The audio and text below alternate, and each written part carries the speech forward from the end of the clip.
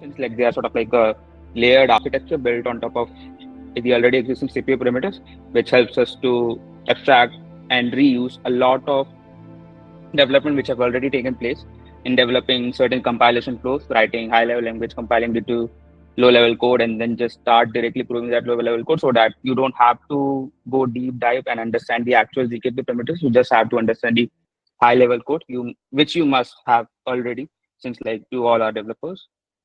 We'll then understand like what are zkVMs on a very abstract level, like what are the benefits of using zkVMs over other proof systems or natively writing your own circuits. And then we'll see like what are like certain components of zkVMs are, the compilers, ISAs, provers, verifiers, the execution environment, things like that. The general compilation flow, converting high level code to low level code, then constraining that particular low level code and generating like certain arithmetic circuits out of it. Then we'll go into understanding the component of a certain proof system. If we are talking about gross 16, if we are talking about generating stacks, if we are talking about hello 2, what are the different components which are generally lies in this proof system? The commitment scheme, the interactive right to proof, the arithmetization process, things like that.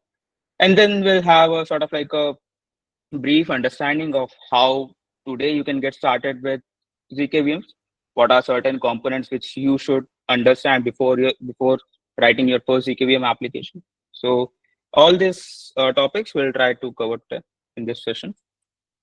And yeah, like feel free to interrupt me. Like you can just ask the question, and as I mentioned, like you can just like drop your question in the chat forum, and I can pick that up like whenever I feel like it's a good time to answer that particular question, or we can always like get back to it at the end of the session as well. So a bit of a brush up, like it's sort of like a general brush up of like what a snark is, or sort of like what all properties does snark inherits from in general zkP paradigm. So I'm damn sure like most of you are already familiar with this construction. So like there are two components. First is prover and then second is verifier. Prover wants to convince verifier of a fact that prover knows a certain secret without revealing that particular secret. So just putting that into context. So prover have a certain statement that very this should be prover knows a message, should not be verifier knows a message. Sorry for that. So prover knows a certain message M, which is basically a pre-image of a certain hash function. So what I did is like the statement is like the prover knows certain message M and says that the hash of that particular message equivalents to let's say 0 hash, right? And the prover don't wants to reveal that particular message M, that particular pre-image which corresponds to a 0 hash. So in an ideal proof construction, not in an ideal proof, like in a general proof construction, what all properties which we want to inherit that, or what all properties which we want to exploit and start using this particular construction into systems, is that what if the message M is a lot of data, proof should be smaller than the message. Like whenever the prover going to construct such proof that he knows a certain statement and wants to prove that particular statement is valid to a verifier. So the construction for that particular proof should involve data which is lesser than the actual message M. The second corollary or the second pointer which we should always consider while choosing the proof system or while designing our own proof system is that verifier shouldn't have to sort of like run that particular function again just to get a guarantee that whatever prover is saying is correct. Because like this particular second pointer we exploit a lot in general blockchain based application where we leverage a certain property from this proof system that the verifier can verify a certain computation and any like n cycle computation in a certain fixed constraints. So for example, let's say when you generate a gross 16 proof, when the prover does the computation, when the prover generates the proof, the prover will be having like certain CPU bandwidths and certain computation bandwidth at its end. The verifier might or might not have that particular bandwidth, but verifier should be able to verify that certain computation of certain bandwidth or certain cycles have taken place at prover, and verifier should be able to verify that particular computation in its fixed sets of resources. For example, in gross 16 verification, it just takes like around 200K to 300K gas to verify any n cycle computation. By n-cycle computation, I mean like the prover can do any level of computation at his end, but the verifier will spend only a fixed amount of resources to verify that computation. And the third most crucial property is like while generating the proof or while making verifier verify a certain statement, the prover should not reveal the particular secret M that he knows certain secret and on top of which he had designed this computation. The verifier should be able to verify that particular statement without knowing what actual pre-image is, what actual M is. So just sort of like correlating what we just read. So these are three properties which like any proof system should follow, which is completeness. If a certain statement is true, both prover and a verifier, if they are like honestly following the protocol, they should be able to come to a conclusion that verifier is at the end of the day convinced. And if the certain statement is false, prover should not be able to generate any sort of false proofs which convinces verifier that that particular certain statement is true, although that particular statement is false. And zero knowledge, as the name suggests, like verifier should not be able to learn anything about the fact.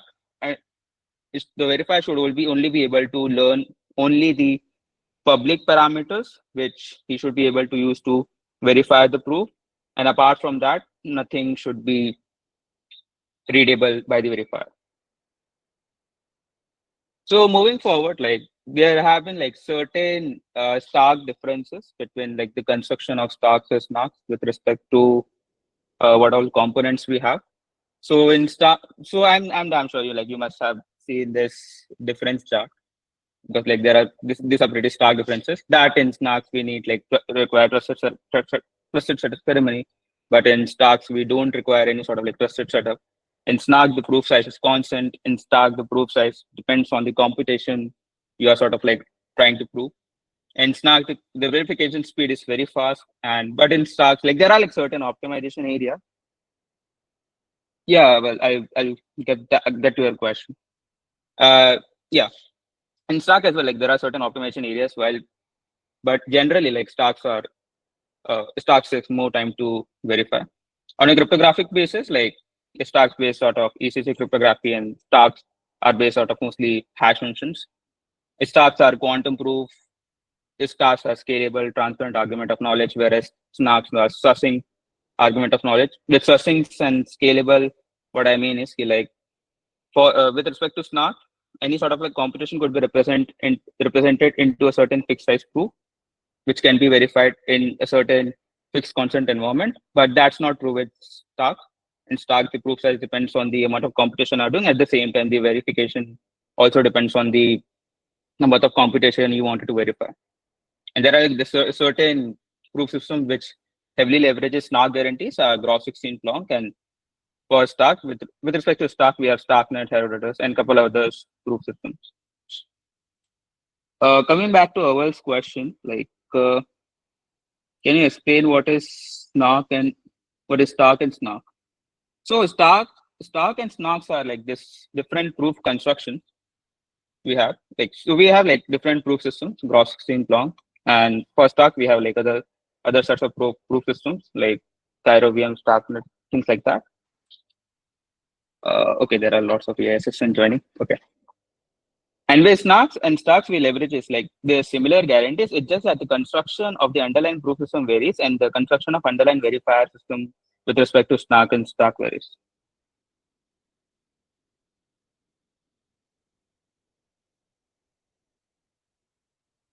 Sebastian, I will get to your question a bit later. Yeah, just keep dropping the questions in the chat, and I will pick those up like at the end of the session or in the mid of the session. So moving forward from like Stark and Snark construction, like with zkVM, we need to understand a bit more about the underlying computation architecture of any CPU or any Turing complete machine. So we have so with respect to CPU or in general execution of your program, we have certain components in place which works at a certain stage to execute your program. So couple of these components, there are like a lot more components, but like on a very high level, we can divide these components into three major components.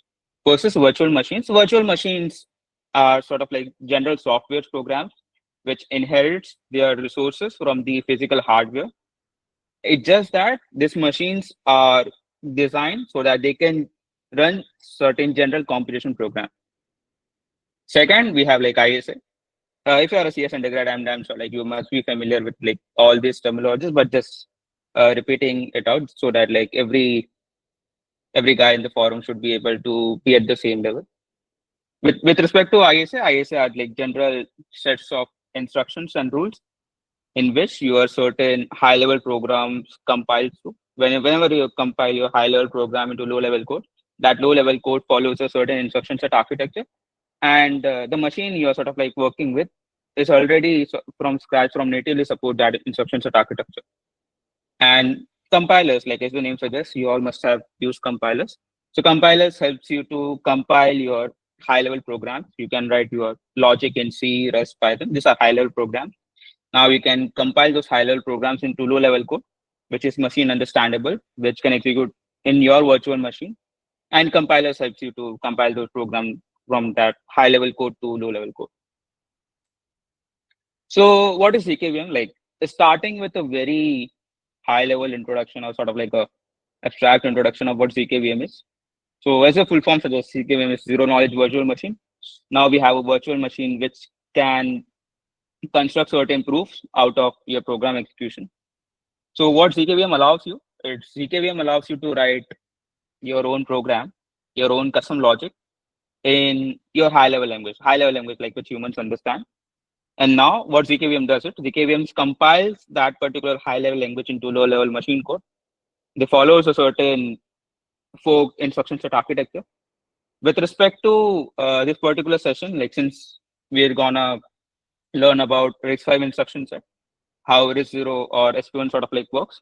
So RISC-0 and SP1 works on RISC-V open source instruction set architecture, the 32 bytes one. And with respect to zkVM, the RISC-0 and SP1, they compile your high-level Rust code into low-level code, which follows RISC-V 32-bit instruction set architecture. And that particular instruction set is later on being executed in the virtual machine. And while execution, it generates certain execution traces. And that execution traces is being arithmetized into some polynomials via arithmetization techniques. And later on, there are like a couple of other steps which are being used to sort of like at the end of the day prove that particular execution. So with zkVM, like so previously, if you have worked with like other proof constructions, like you all must have like worked with Snark.js, I guess, writing your own constraint logic in Circom. But if you work with like some other proof systems, like let's say Plonky 2 or Hello 2, you would have to sort of like design your own tables. You have to design your own constraints. You have to design your own polynomials. But with zkVM, what we do is with zkVM, you just have to express your logic into any high level language which you know. Like right now we have support for Rust, but there have been like certain development with respect to support for JS and other high level languages as well. You just have to mention your logic into that particular high level language, and the zkVM would take that high level language, compile it to ISA, and later on sort of like use its existing modified four components to sort of like prove the execution. We'll understand like what are the components involved, the whole compilation life cycle with respect to zkVMs moving forward. So what's benefit is like if you have like previously wrote your own zk program, your own zk logic, so you must have seen that you have to explicitly define constraint over imports and over the logic you are writing your program with. So but if you are leveraging a zkVM to write your zkp logic, you don't have to define those constraints manually. It's just that your abstract high level code sort of like inherently gets compiled into a certain low level code, which later on gets constrained via certain parameters. You don't have to learn your own custom domain specific language that it's a fork of Rust. Now you have to understand the parameters defined in that DSL and then start using that particular DSL to write your own custom logic. You don't have to do that. You don't have to understand the cryptographic parameters behind a certain proof system. These are easier to audit since like the actual logic resides in the abstract high level language. So it's pretty easier for auditors to audit as well. And it follows like certain standard development workflows. You don't have to install your own compilers or certain intermediate representations of your programs and then start compiling those. You just have to like compile it and build it, and you get your proofs and you get your public parameters to verify that proof. So just sort of like stating the development effort. So previously, let's say this is the Fibonacci sequence program which I tried to write using Halo to proof system. And just for like expressing this recurrence relation of like f of n equal to f of n minus 1 plus f of n minus 2, I have to define my own tables. I have to define my own constant. I have to define my own polynomial. It took me like an hour or two just to write this recurrence relation into what Halo to proof system could understand and could finally prove. But with zkVM, I was able to just like use my own existing knowledge of like writing programs in high level language like Rust, and I was able to express this logic of this particular recurrence relation of Fibonacci sequence in just like 3 to 4 lines. That's the power of zkVM, that you can now express your program logic which you need to prove at the end of the day in your high level language.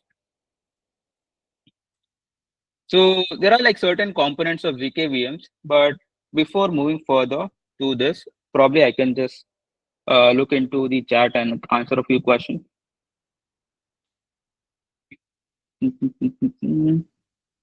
Okay, there are lots of AI note takers. Hello.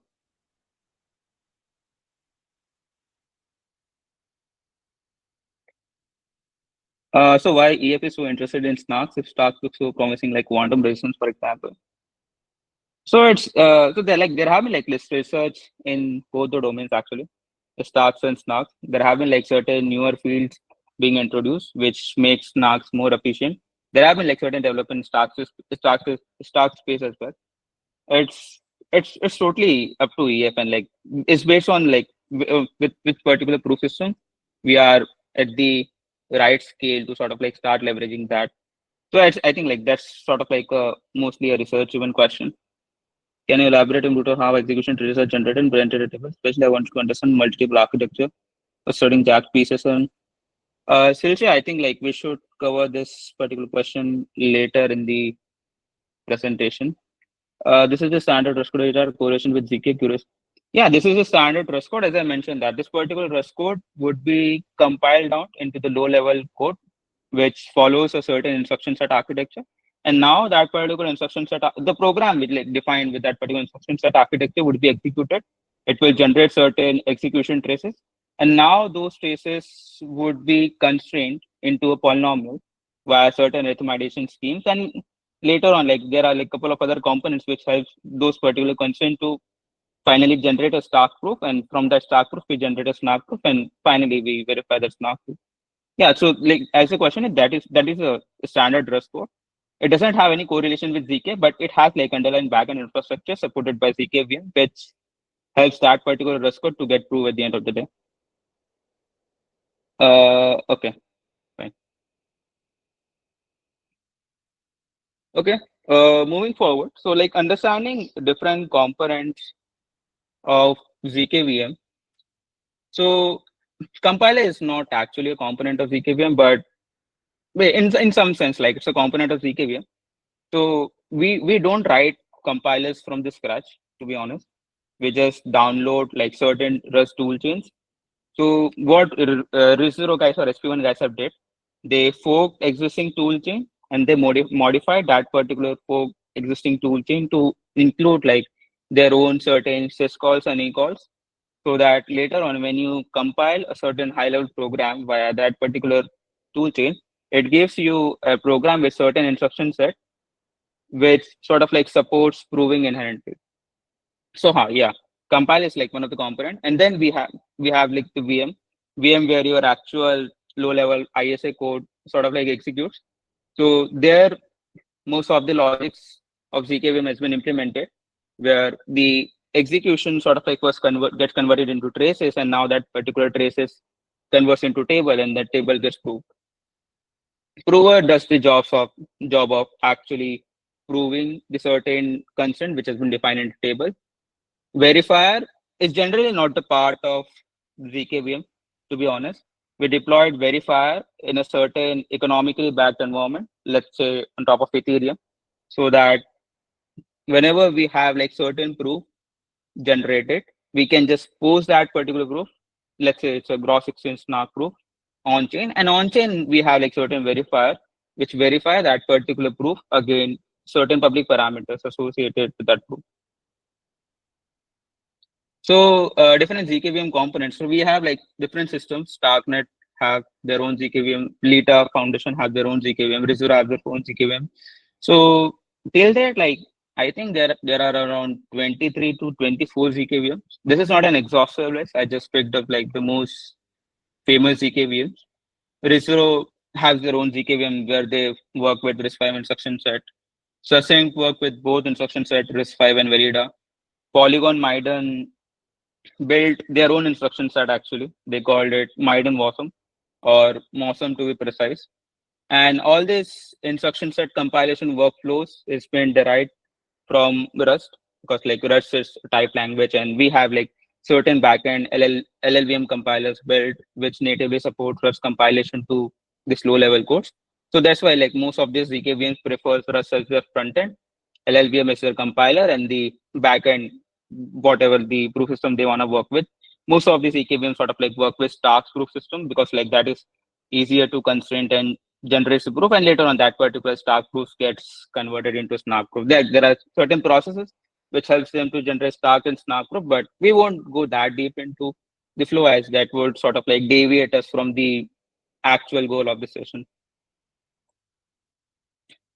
So coming back to this particular topic, so I have received this particular question from a couple of GK folks actually, so just wanted to sort of like cover it up here, like because like sometimes people tends to confuse around what are zkVMs and how are they different from zkEVMs. So zkVMs are general components, to be honest. zkVMs are like general virtual machines, but zkEVM is a virtual machine which is defined with respect to all the executions which happen within EVM. So zkEVM is a zero knowledge virtual machine optimized just for running Ethereum smart contracts with full EVM compatibility. With zkVM, what we do is we just batch out lots of transactions within a zkVM, execute those batch of transactions, generates a succinct proof, and then sends that particular succinct proof to, let's say, economically backed chain like Ethereum, verify that particular succinct proof, and just like finalize that particular block which has been generated within zkVM. So it improves the scalability. It enables transactions at scale since it enables like off-chain execution of those batch of transactions. And yeah, zkVMs are general purpose, zero knowledge VMs, while zkVMs are specifically tailored for what for Ethereum needs or for scaling Ethereum in general. So we understood about like what all different components does a zkVM possess: the compiler, the VM, the prover, the verifier. Now let's just have a walkthrough over like, let's say when you write a certain program in your high level language, a certain logic you express, what happens to that particular logic. So yeah, the cursor is visible. Great. So you have your components, like in components we have compilers, VMs, provers, and verifier. And in IO we have your program, machine code, execution, trace proof, right? Oh, okay. Let me zoom in a bit.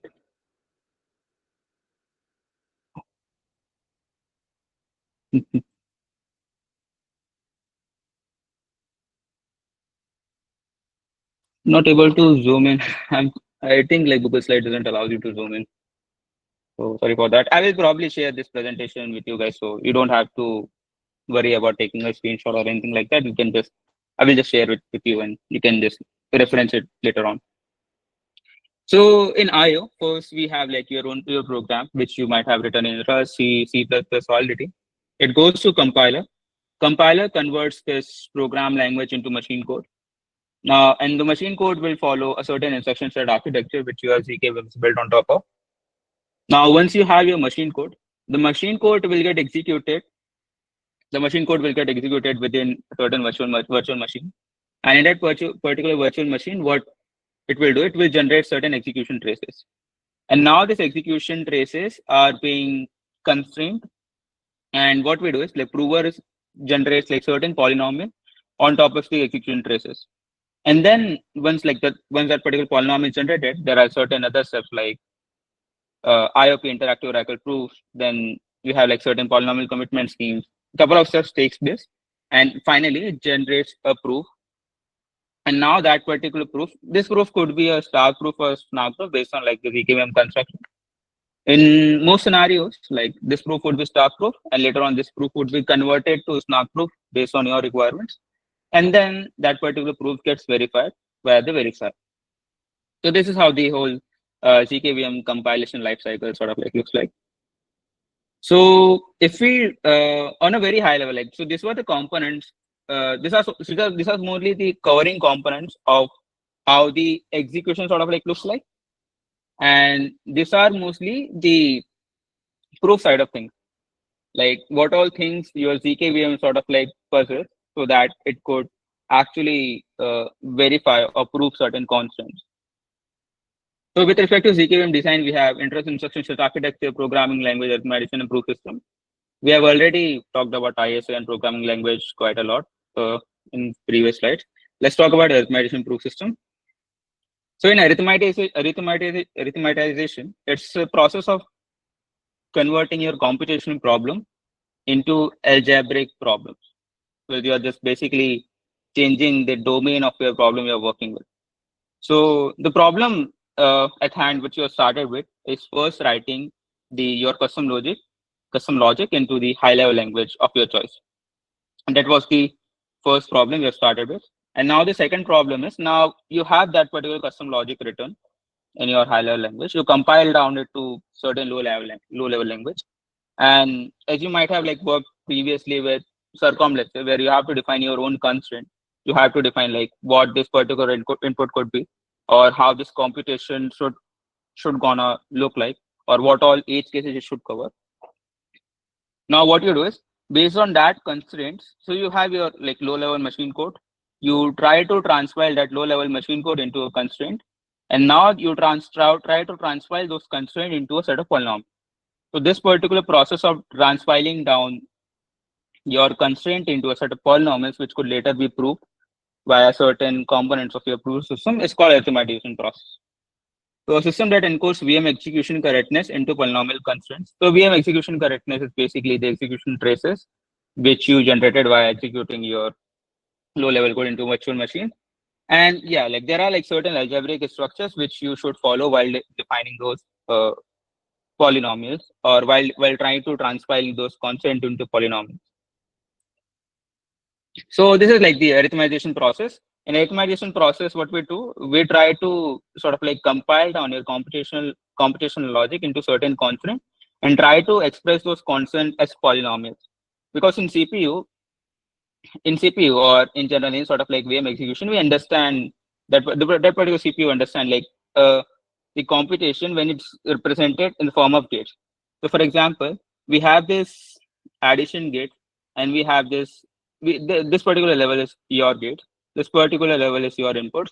So when you provide input, let's say x1, x2 with input 1, it passes through this particular gate, and this is how at the end of the day the constraints are sort of like represented, so that these constraints are understandable by your CPU, and at the end of the day it could potentially work on proving it.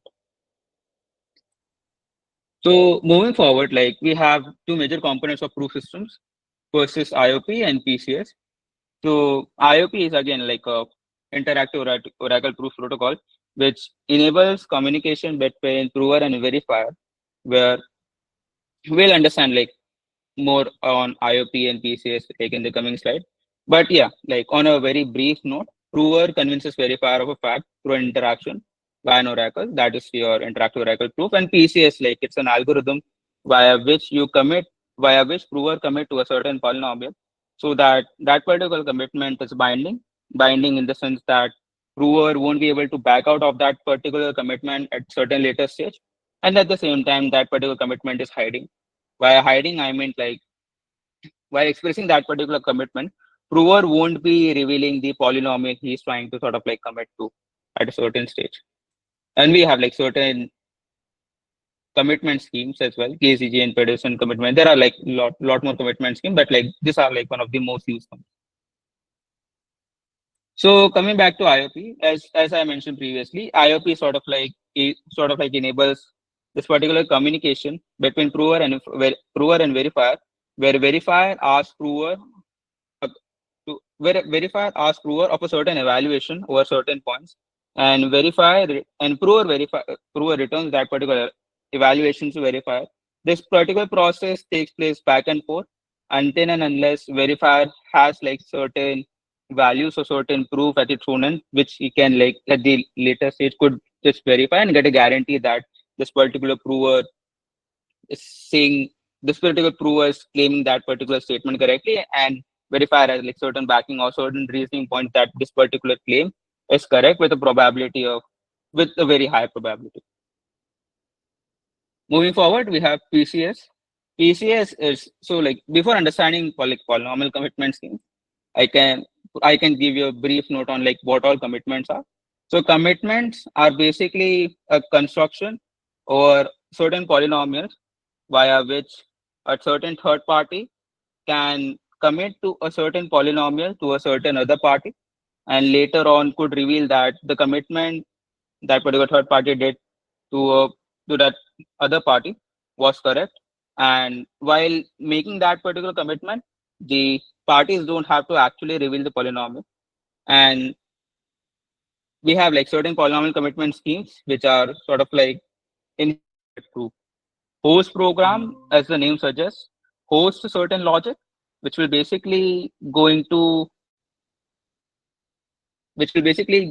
sort of like initiate the execution of this logic, and at the same time sort of like complete the execution of the guest logic. While completing the execution of the guest logic, I mean it will gather the public output after performing the computation and a certain values or certain parameters which would at the end of the day would gonna help the host program to verify the correctness of execution.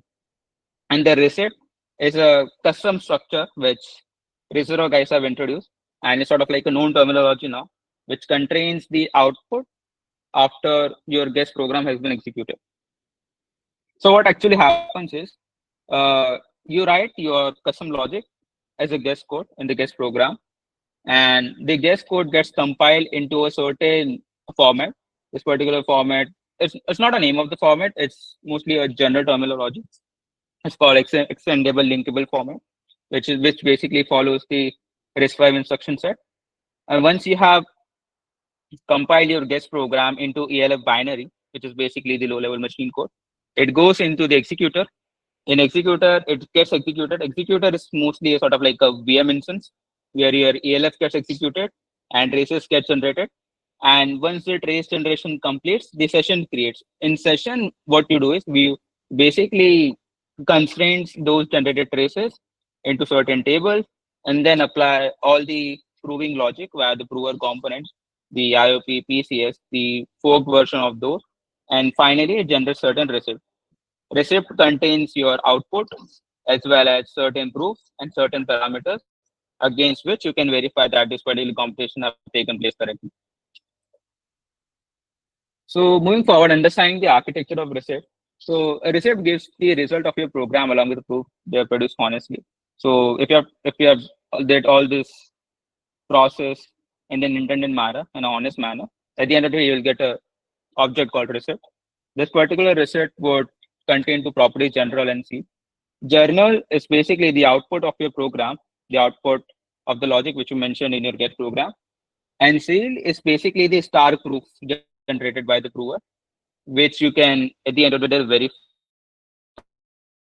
Parameters are defined by the zkVM which you are sort of like using. In Rizuro, it's a bit different, and in S1 it's a bit different. That's why I didn't mention those parameters.